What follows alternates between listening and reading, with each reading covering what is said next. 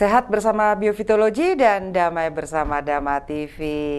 Apa kabar pemirsa Dama TV dimanapun Anda berada? Dan tentunya dengan channel YouTube Dama Televisi, Anda bisa menerima siaran ini di seluruh dunia. Saya Sapna Dewi akan menemani Anda sampai nanti pukul 19 waktu Indonesia bagian Barat. Baik pemirsa Dama TV, pada kesempatan kali ini sebarkan dan beritahukan kepada keluarga, kerabat untuk bisa mengikuti acara transfer energi biofitologi. Dan tentunya pada kesempatan kali ini sebelum kita menerima interaktif, jadi saya ingatkan kepada pemirsa bahwa interaktif akan dilakukan pada segmentasi kedua. Kita akan belajar dulu ya tentang apa sih tema pada hari ini, yaitu tentang waspadai gejala insomnia dan pengobatannya. Ayo, siapa yang susah tidur di malam hari? Nah, nanti kita ngobrol-ngobrol, diskusi dengan narasumber kita. Kita sapa dulu CEO dan founder Biofitologi Indonesia, Bapak Agus Suleman. Apa kabar Pak Agus? Sehat selalu. Iya, Pak Agus mesti semangat nih ya, selalu semangat. Untuk hadir dan mentransfer energi bagi pemirsa yang membutuhkan. Betul, Bu. Baik, kita lihat dulu video cuplikan dari apa itu insomnia.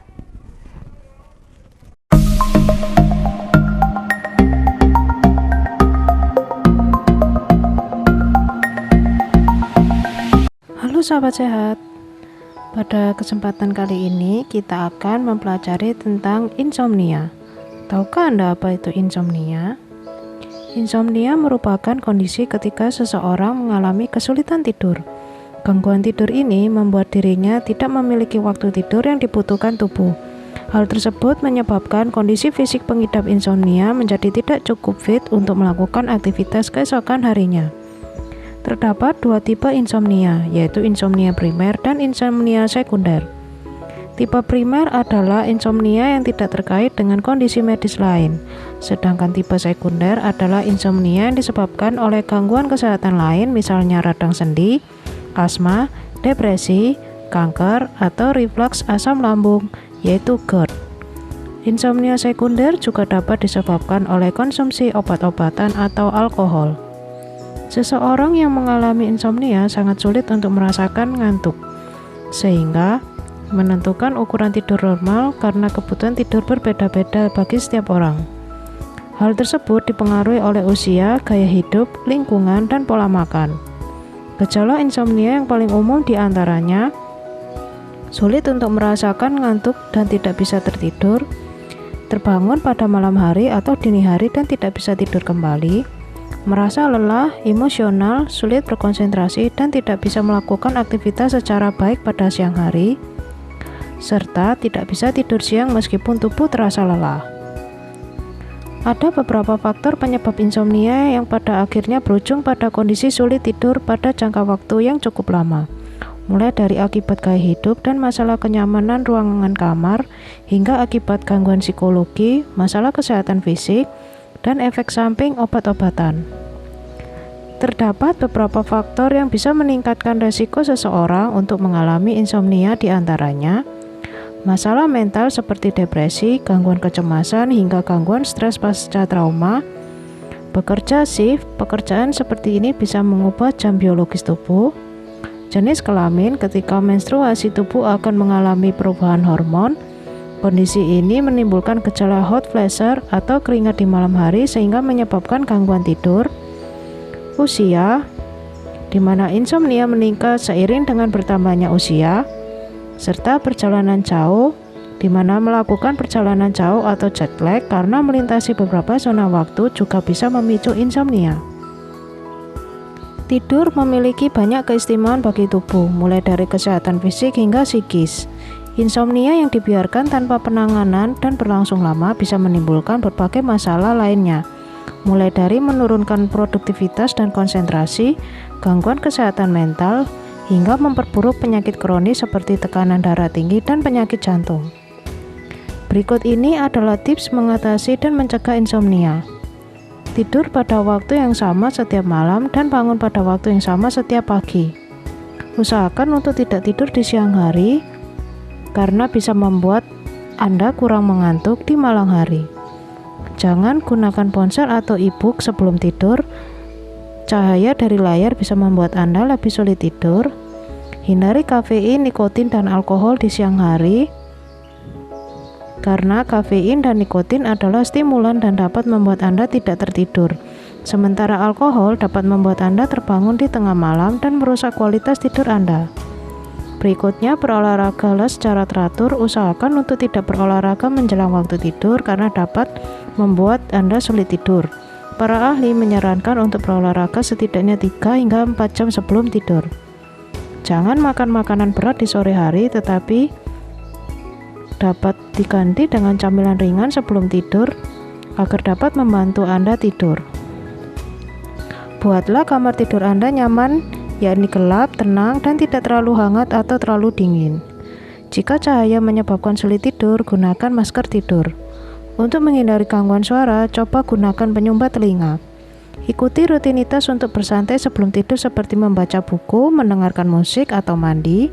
Jangan menggunakan tempat tidur Anda untuk hal lain selain tidur. Jika Anda tidak bisa tidur dan tidak mengantuk, bangunlah dan lakukan sesuatu yang menenangkan seperti membaca sampai Anda mengantuk. Jika Anda cenderung terjaga dan khawatir tentang berbagai hal, buatlah daftar hal yang harus dilakukan sebelum tidur. Hal ini dapat membantu Anda mengesampingkan kekhawatiran untuk malam itu. Salah satu kegiatan yang terkait dengan pencegahan insomnia adalah beristirahat atau tidur. Bagi sebagian orang, memiliki waktu luang lebih bisa digunakan untuk istirahat dengan tidur agar kebutuhan jam tercukupi. Padahal, selain kuantitas waktu, penting untuk menerapkan kualitas tidur yang baik. Dilansir dari sleep.org, untuk orang dewasa, kualitas tidur yang baik berarti bahwa kita terbiasa tertidur dalam 30 menit atau kurang, tidur nyenyak sepanjang malam dengan tidak bangun lebih dari sekali, dan tertidur kembali dalam waktu 20 menit jika terbangun. Sebaliknya, kualitas tidur yang buruk adalah jenis tidur yang membuat kita menatap langit-langit atau menghitung domba. Ini bisa terjadi akibat kesulitan tidur, merasa gelisah, dan bangun lebih awal. Berdasarkan sebuah survei, terdapat beberapa faktor yang menjadi penghambat tidur, diantaranya rasa khawatir dan stres dengan hasil survei yang menempati posisi pertama, tidur dengan lingkungan yang berisik, ada cahaya, dan temperatur yang buruk dengan hasil 15%, penggunaan perangkat seluler seperti ponsel atau tablet dengan hasil 13%, dan kondisi kesehatan seperti rasa sakit serta kesulitan bernafas di hasil 9%. Berikut adalah rekomendasi jam tidur yang baik menurut National Sleep Foundation sesuai dengan kelompok usia, dari bayi hingga lansia.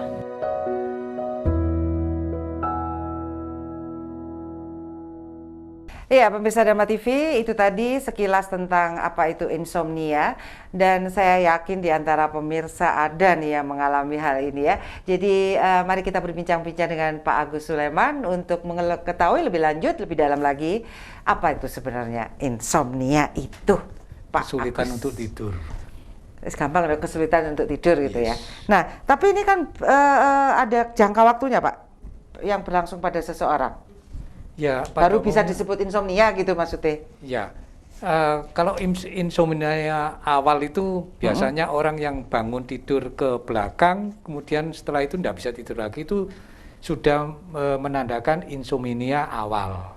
Oke, jadi bisa lihat bangun jam 2 mau kencing gitu ya, terus nggak bisa tidur lagi gitu. Ya, itu termasuk insomnia awal. Oh. Tapi kalau berlanjut, nah itu sudah namanya insomnia. Nah, itu berjalannya biasanya yang ringan itu antara 2-3 hari. Oke. Tapi kalau berlanjut bisa mingguan, bulanan. Oh, jadi 3 hari itu sudah termasuk insomnia ya, Pak? Iya, karena badan itu perlu istirahat. Jadi besok paginya harus bisa fit lagi badan. Nah, itu tidak bisa menjangkau fit tubuhnya lagi, jadi itu termasuk sudah insomnia ya. Jadi terganggulah produksi pergantian sel-sel yang rusak itu ya, padahal akhirnya jadi tubuh kita nggak seger gitu ya, Pak. Betul. Makanya kalau orang yang kena insomnia pasti loyo. Iya, benar. Apa saya tuh ngantuan pagi itu gara-gara kurang tidur kali ya? Jadi kayak gak towok gitu loh, nggak puas gitu loh. Bukan, gitu. kalau Bu Sada menginformasikan seperti itu berarti tidur yang kurang berkualitas. Tidak pulas Sebetulnya ya. yang baik itu tidur berkualitas. Orang tidur berkualitas itu yang nyenyak, betul-betul nyenyak. Tapi tidur yang nggak berkualitas, meskipun tidurnya kayak 24 jam, tapi kalau tidak berkualitas ya percuma. Oke. Oh, jadi pentingnya untuk tidur berkualitas ya. Betul, itu nomor satu. Orang tidur misalkan menurut kesehatan itu kan 8 jam. Oke.